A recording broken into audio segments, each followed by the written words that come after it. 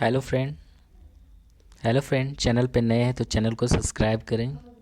आज हम आपके लिए लेकर आए हैं लोकतांत्रिक क्या, लोकतांत्रिक क्यों। क्लास 9 इसकी क्वेश्चन आंसर को करवाएंगे। न्यू वर्ष की हार्दिक शुभकामनाएं सभी छात्रों को। विषय राजनीतिक शास्त्र। इसके सेकेंड चैप्टर इसके क्वेश्चन आंसर को करवाएंगे। देखिए यहाँ फर्स्ट क्वेश्चन है, यहाँ 4 देशों के बारे में कुछ सूचनाएं हैं। इन सूचनाओं के आधार पर आप इन देशों का वर्गीकरण किस तरह करेंगे। इनके सामने लोकतांत्रिक, अलोकतांत्रिक और पक्का नहीं लिखें।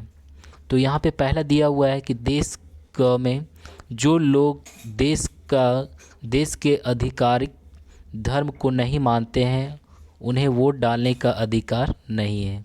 तो इसका आंसर हो जाएगा ये अलोकतांत्रिक देश में होता है। दूसरा यहाँ पे देश ख में एक ही पार्टी बीते वर्षों से चुनाव जीतती आ रही है। तो ये जो होता है ये पक्का नहीं है। तीसरा है यहाँ पे देश ग में कि पिछले 3 चुनावों में शासक दल के पराजय का मुख देखना पड़ा। ये जो है वो लोकतांत्रिक हो गया। घ नंबर में है यहाँ स्वतंत्र चुनाव आयोग नहीं है। तो ये भी जो है अलोकतांत्रिक देश का उदाहरण है। सेकेंड क्वेश्चन है यहाँ 4 अन्य देशों के बारे में कुछ सूचनाएं दी गई है। इन सूचनाओं के आधार पर आप इन देशों का वर्गीकरण किस तरह करेंगे। इनके आगे लोकतांत्रिक, अलोकतांत्रिक और पक्का नहीं है। जैसे पीछे क्वेश्चन दिया हुआ था सेम उसी तरह बनाना है। यहाँ देश च में दिया हुआ है कि संसद सेना प्रमुख की मंजूरी के बिना सेना के बारे में कोई कानून नहीं बना सकती है। ये जो है अलोकतांत्रिक देश में होता है। देश छ में दिया हुआ है कि संसद न्यायपालिका के अधिकारियों में कटौती का कानून नहीं बना सकती है।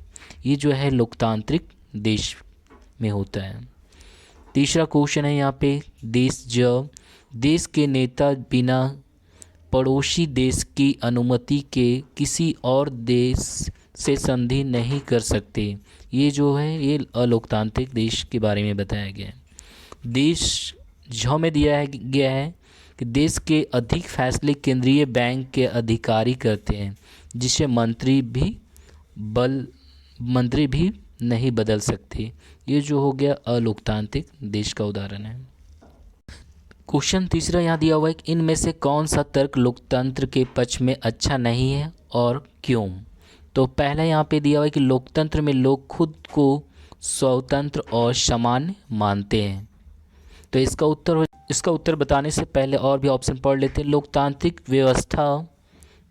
व्यवस्थाएं दूसरों की तुलना में टकरावों को ज़्यादा अच्छी तरह सुलझाती है। तीसरा यहाँ पे है लोकतांत्रिक सरकारें लोगों के लिए प्रति ज़्यादा उत्तरदायी होती है। चौथा है यहाँ पे लोकतांत्रिक देश दूसरों की तुलना में ज़्यादा समृद्ध होते हैं। तो इसका आंसर जो है होगा, आंसर है यहाँ पे लोकतांत्रिक देशों में दूसरे की तुलना में ज़्यादा समृद्ध होते हैं। लोकतंत्र के पक्ष में अच्छा तर्क नहीं है, क्योंकि भारत जैसे कुछ लोकतांत्रिक देशों में अभी भी आर्थिक रूप से विकसित हो रहे हैं, जबकि संयुक्त राज्य अमेरिका, अरब अमीरात जैसे स्वतंत्र राजतंत्र वाले देश आर्थिक रूप से समृद्ध हैं। नेक्स्ट क्वेश्चन चौथा है, इन सभी कथनों में कुछ चीज़ें लोकतांत्रिक है तो कुछ अलोकतांत्रिक। हर कथन में इन चीज़ों को अलग अलग करके लिखें। तो यहाँ पहला दिया हुआ है कि एक मंत्री ने कहा कि संसद को कुछ कानून पास करने होंगे जिससे विश्व व्यापार संगठन द्वारा तय नियमों की पुष्टि हो सके। इसका आंसर हो जाएगा लोकतांत्रिक चीज़ जो हो गया, लोकतंत्र को कुछ कानून पास करने होंगे।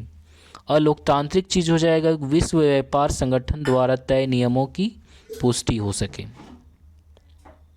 दूसरी नंबर में दिया हुआ है ख नंबर में, चुनाव आयोग ने एक चुनाव क्षेत्र के सभी मतदान केंद्रों पर दोबारा मतदान का आदेश दिया जहां बड़े पैमाने पर मतदान में गड़बड़ की गई थी।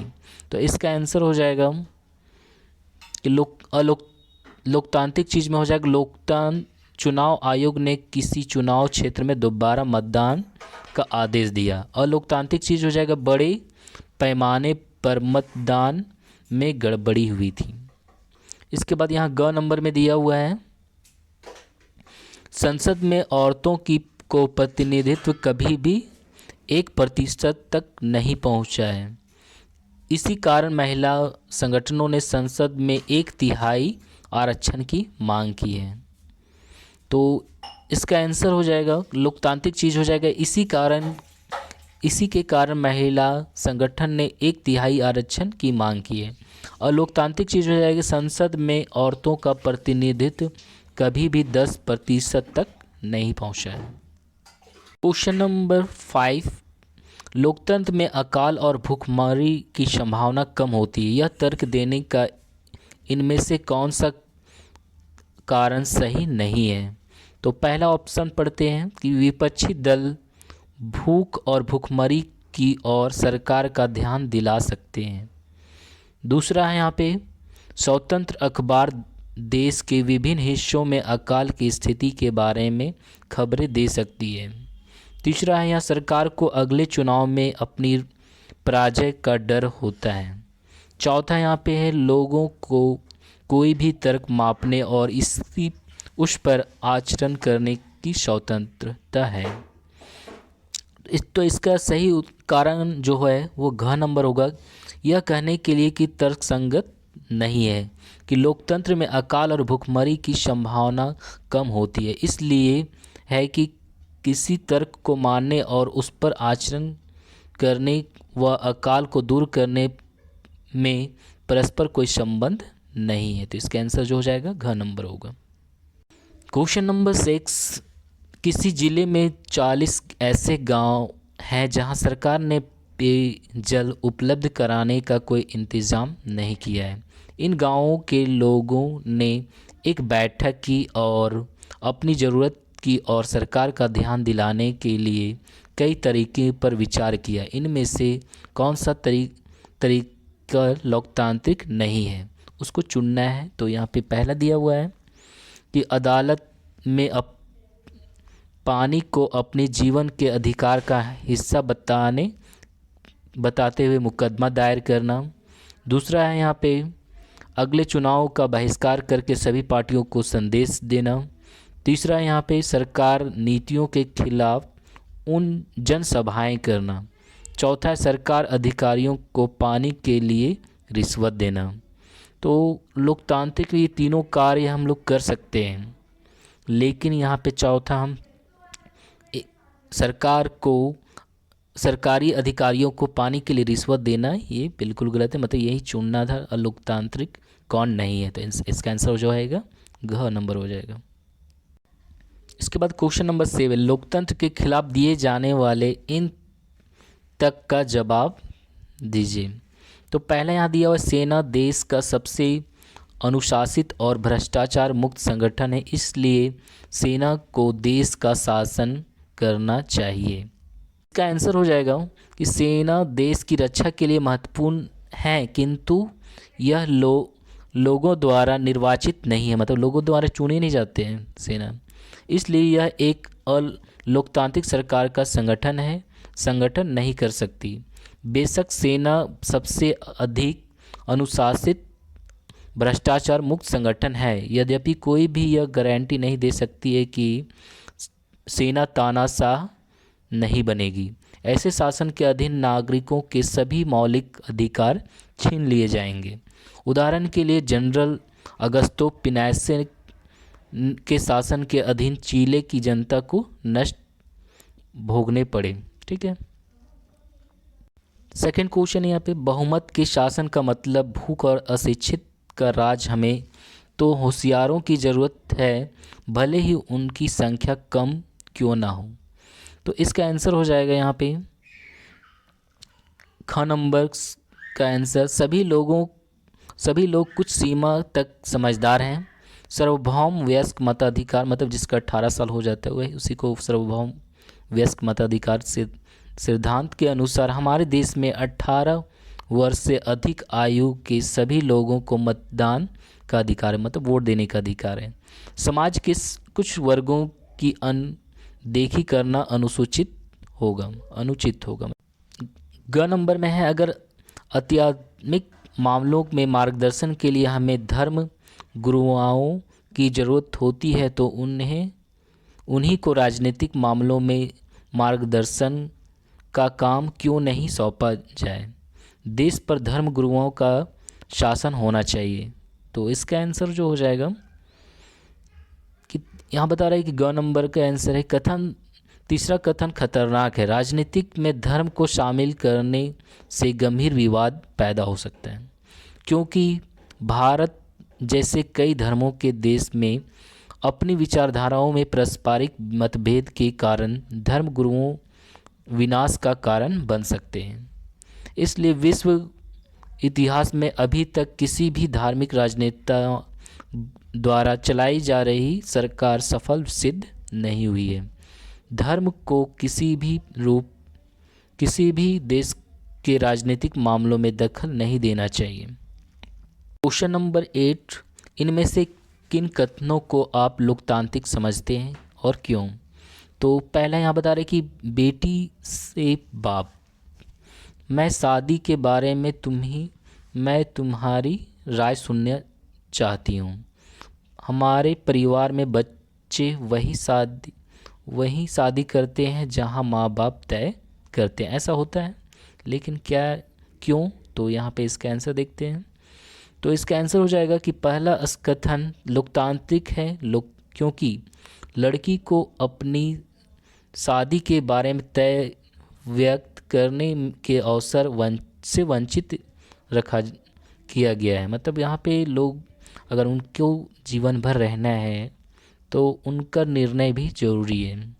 यह कथन लोकतंत्र सापेक्ष नहीं है, क्योंकि बेटी को अन्य लोगों द्वारा उनकी इच्छा के विरुद्ध शादी करने के लिए बाध्य नहीं किया जाना चाहिए। लेकिन वैसा होता है, माता पिता के पसंद से करना पड़ता है।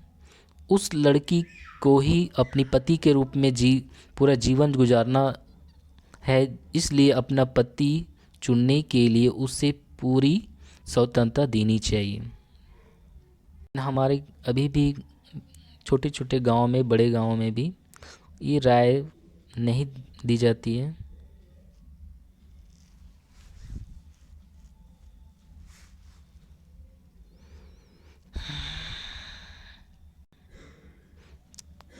दूसरा क्वेश्चन है, छात्र से शिक्षक कक्षा में सवाल पूछकर ध्यान मत बटाओ, ऐसा बोला जा रहा है। तो क्यों? तो बता रहा है दूसरा कथन अलोकतांत्रिक है, क्योंकि छात्र को प्रश्न पूछकर अपना साइंस दूर करने, मतलब जो समस्या है उसको दूर करने के अधिकार से वंचित किया जा रहा है। यह अलोकतांत्रिक नहीं होगी। यदि कोई छात्र अपने अध्यापक से प्रश्न करे, सबसे अच्छी चीज़ जो एक अध्यापक कर सकता है वह यह है कि वह छात्रों से कहे कि कक्षा समाप्त होने के उपरांत बच्चे प्रश्नों के उत्तर जान सकते हैं, किंतु उन्हें छात्रों के प्रश्नों के उत्तर देना चाहिए। तीसरा नंबर यहाँ पे अधिकारियों से कर्मचारी बता रहे कि हमारे काम करने के घंटे कानून के अनुसार कम किए जाने चाहिए। जैसे कानून में दिया हुआ है कम से कम 8 घंटे ड्यूटी करना चाहिए, लेकिन 8 घंटे से अगर ज़्यादा करवाया जाता है तो इसके बारे में दिया हुआ है।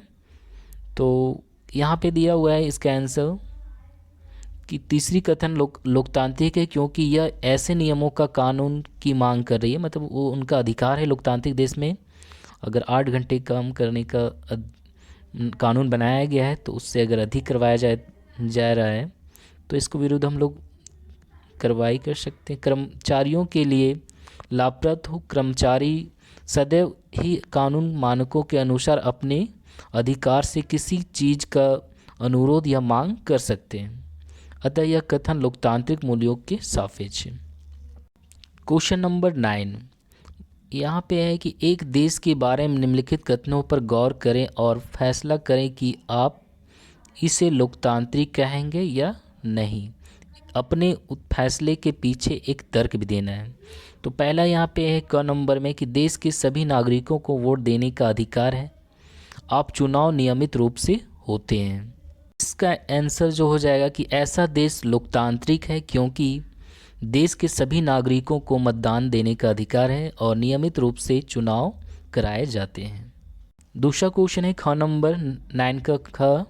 देश के अंतर्राष्ट्रीय एजेंसियों से ऋण लिया। ऋण के साथ यह एक शर्त जुड़ी थी कि सरकार शिक्षा और स्वास्थ्य पर अपने खर्च कम करेगी। इसका आंसर हो जाएगा कि लोकतांत्रिक नागरिकों की गरिमा में बढ़ोतरी करता है। एक लोकतांत्रिक सरकार नागरिकों के कल्याण के लिए कार्य करती है। शिक्षा और स्वास्थ्य पर खर्च में कमी करना लोगों के लिए कल्याणकारी नहीं होगा, इसलिए ऐसे देशों को लोकतांत्रिक नहीं कहा जा सकता, क्योंकि कोई भी लोकतांत्रिक देश शिक्षा एवं स्वास्थ्य पर खर्च में कमी के लिए सहमत नहीं होगा। इसके बाद यहाँ पे 7 से ज़्यादा भाषाएं बोलते हैं, पर शिक्षा का माध्यम सिर्फ एक भाषा है जिससे देश के 52% लोग बोलते हैं। तो इसका आंसर राष्ट्रभाषा एक भाषा हो सकती है क्योंकि ऐसी चीज़ व्यापक स्तर पर राष्ट्रीय एकता लाती है, किंतु अन्य भाषाएं को भी उनके संबंधित क्षेत्र में प्रोत्साहित करना चाहिए। मेरा विचार है कि यह देश अलोकतांत्रिक नहीं है। इसके बाद यहाँ क्वेश्चन नंबर 10 है कि अमेरिका के बारे में 24 में आई एक रिपोर्ट के अनुसार वहाँ के समाज में असमानता बढ़ती जा रही है। आमदनी की असमानता लोकतांत्रिक प्रक्रिया की विभिन्न वर्गों की भागीदारी बढ़ने के रूप में भी सामने आई है। इन समूहों की सरकार ने फैसलों पर असर डालने की क्षमता भी इससे प्रभावित हुई है। इस रिपोर्ट की मुख्य बातें थी। तो देखो यहाँ पे रिपोर्ट इसका दिया हुआ है। पहला यहाँ पे सन 24 में एक औसत अश्वेत परिवार की आमदनी $9 थी, जबकि गोरे लोग परिवार की आमदनी जो है $162 थी। औसत गोरे परिवार के पास अश्वेत परिवार से 12 गुना ज़्यादा संपत्ति थी। दूसरा यहाँ पे रिपोर्ट है कि राष्ट्रपति चुनाव में $75 से ज़्यादा आमदनी वाले परिवार के प्रत्येक 1 से 9 परिवार के लोग जो है 1 से मतलब 9 लोग ने वोट डाले थे। सही लोग आमदनी के हिसाब से समाज के ऊपरी 2% में आते हैं।